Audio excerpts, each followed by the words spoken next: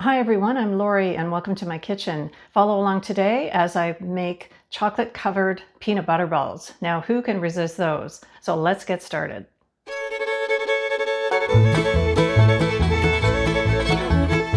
The ingredients that you will need are 1/4 cup of butter, 1 1/8 cup of peanut butter, 2 cups of icing sugar, 2 cups of Rice Krispie cereal, some semi-sweet chocolate chips, and some vegetable shortening.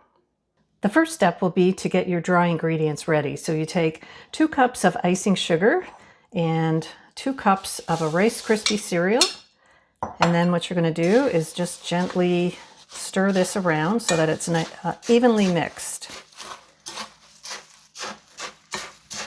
Now, if you want to make the peanut butter balls to be gluten-free, you could substitute regular rice cereal for a gluten-free rice cereal. And just make sure that your peanut butter is gluten-free. Usually it is, but if you do that, then this recipe will be gluten-free. The next step will be to melt your peanut butter and your butter together. So I have put it in a pot and I've got it on a low temperature, and I'm just going to keep watching it, and we're going to stir this often, and once it's melted then we will put it into the dry mixture. So this takes a few minutes. You don't want to have your burner too hot because you don't want to scorch the mixture. You could use a double boiler if you want, or you could actually melt it in the microwave, whatever is more convenient for you.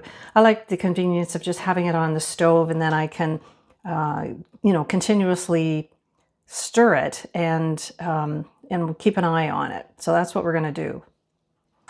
And if you think that the temperature is a little bit too hot because you don't want to get this bubbling, you just basically want it to melt, then you could turn your stove down a wee bit. I think I'm going to do that right now.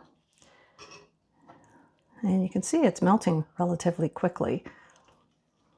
I have used about half a cup of regular peanut butter, and the remainder I used crunchy peanut butter because I thought that might add a nice texture to the peanut butter balls. But you could use all crunchy peanut butter, or you could use all smooth peanut butter if that's your preference. It doesn't really matter. Okay, so this is all melted. A tiny little piece of butter in there. We'll get that smoothed out. And that only took a couple of minutes. It didn't take very long at all. And now we're going to put it into the dry mixture.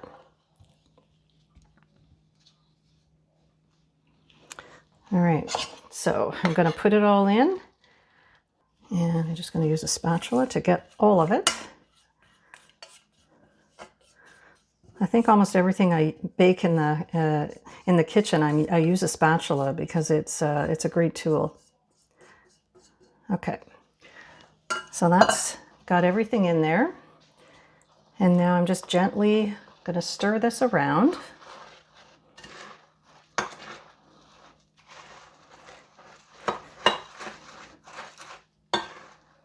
And it's just going to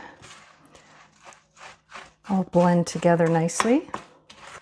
Now, if you find that you just can't get it all mixed in, you're seeing a lot of the white icing sugar, you may have to melt a slight bit more of peanut butter.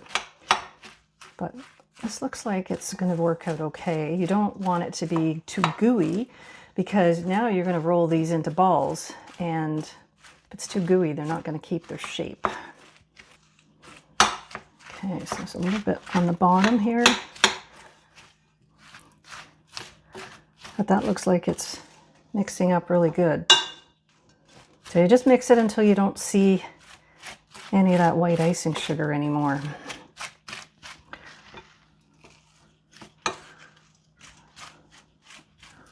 So it only takes a couple minutes to do that. All right, I think we're ready to move on to the next step and roll these into the actual peanut butter balls. Okay, the next step is to roll the batter into your balls, and you can make them as big or as little as you want. But I'm just making them, you know, about 2 bite size, I would say. Now, if you find that it's too gooey, again, you may need to add a tiny bit more of the icing sugar. But I followed the recipe pretty closely here, and this seems to be fine, even though I can, you know, the batter is still quite warm. It's forming into nice balls. I like putting the Rice Krispies into these because it just adds a nice texture and a little bit of a crunch to it. And also with the crunchy peanut butter, it makes it nice as well. So just keep rolling these together. And this is another type of a cookie that you could, you know, let your kids participate in if you're brave enough to do that. You know, they could help roll them up and have a little bit of fun with it. So after you get these rolled up, then what we're going to do is you need to put them in the fridge for about 3 hours. Because before we dip them in the chocolate, we need to make sure that they're nice and cool so that the chocolate will, actually, it'll be melted chocolate, so we want it to form on the balls. So I'm actually going to stick these in the freezer because I don't necessarily want to wait that long. So I'll probably give them about an hour and a bit in the freezer, and they won't be frozen solid. They'll just be really nice and cold. And then we'll go through the process of dipping them in chocolate. And you could actually serve these like this if you like. You don't have to necessarily coat them with the chocolate. I don't know why you wouldn't want to. Who doesn't love chocolate, right? But there are some other things that you could do with these peanut butter balls. You could roll them in coconut. You could roll them in crushed up Rice Krispies. You could roll them in graham wafer crumbs. You know, there's probably a few other things you could roll. Maybe even peanuts if you wanted to. Chopped up peanuts might be really good. So there's lots of varieties you can do with this recipe. But of course, today we're just making the chocolate covered ones. And these are a great cookie to have over the holidays, in the summertime. The only thing is if you serve them outside, you want to make sure it's not too hot because the chocolate on them will melt, you know, obviously after a little while. So we're going to put these in the freezer, and then I'll come back to you and we will be putting the chocolate on them for the finishing touch. When the peanut butter balls are just about chilled, you can start to melt the chocolate. I've taken 2 cups of regular chocolate chips. I'm using the semi-sweet ones, and I've put in 2 tablespoons of vegetable shortening. And then what I've done is I've just let it melt slowly on a very low heat. And the shortening helps to make the chocolate sauce a little bit thinner and runnier so that it's easier to adhere to the peanut butter balls. Okay, now comes the fun part, putting the chocolate onto the peanut butter balls. There's different ways you can do it. I'm going to try it here with a toothpick. So just stick it into the ball and then put it in the chocolate, and you can use a spoon to wipe off the excess and make sure that it gets totally covered, and give it a little tap. You want to make sure that you're getting all the excess off. Okay, and then what I'm going to do is I've got some parchment paper here on a cookie sheet, and I'm just going to use another toothpick to push the first one off, and that seemed to work pretty good.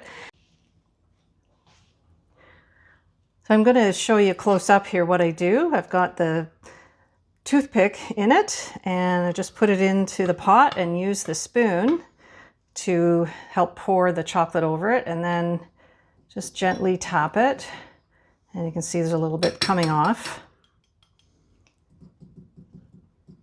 So once the chocolate has stopped coming off it, then we just move it over here to the cookie sheet and take the other toothpick to get that one out, just to hold it down, and let it sit there, and then it's ready to go in the fridge. So let's do it again. Just put it into the chocolate. And at this point I have the burner off because it's nice and melted. But if you find that it's getting a little too thick, either you need to add maybe a bit more of the shortening, or you need to turn on the burner a little bit and heat it up a wee bit so that it gets thin again. These are not going to be perfect, you know, like you would open a box of chocolates and expect to see. These are, you know, they're homemade, so they're going to be funny shapes, and there might be spots that you miss the chocolate on. There might be some that have a little bit of excess chocolate on them if you don't, you know, tap it off. But that's okay. That's the fun thing about making these by hand. They are a little bit different, unique, and they're special. What I'm going to do now is I'm just going to continue putting the chocolate on these and get the tray all full of the peanut butter balls. And once that's full, then I'm going to transfer it to, you could either transfer it to the fridge or the freezer, depending on how quick you want them to get solid with the chocolate. You have to let them do that. You have to let the chocolate solidify and get hard.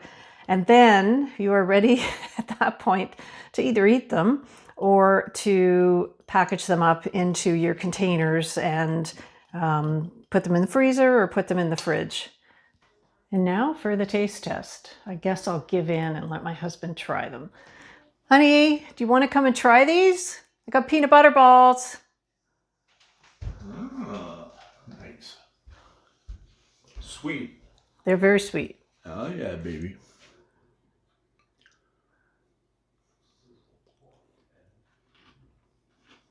That's a one bite peanut butter ball. Pretty big. Really good. Thank you. So there you have it. Peanut butter balls to enjoy all year long. Mm-hmm. And although I don't think they'll last long. I'm going to have to hide these again because you know who's going to find them and be into them. That's great. That's all she made too, was 4. Yeah, that's all it gets. All right, everybody, you've been listening to the Simple Living channel. My name's Lori. And if you like this video, I hope you'll give me a thumbs up. And if you like my videos, that you'll consider subscribing to my channel. Have a great day, everybody, and enjoy your peanut butter balls. Take care.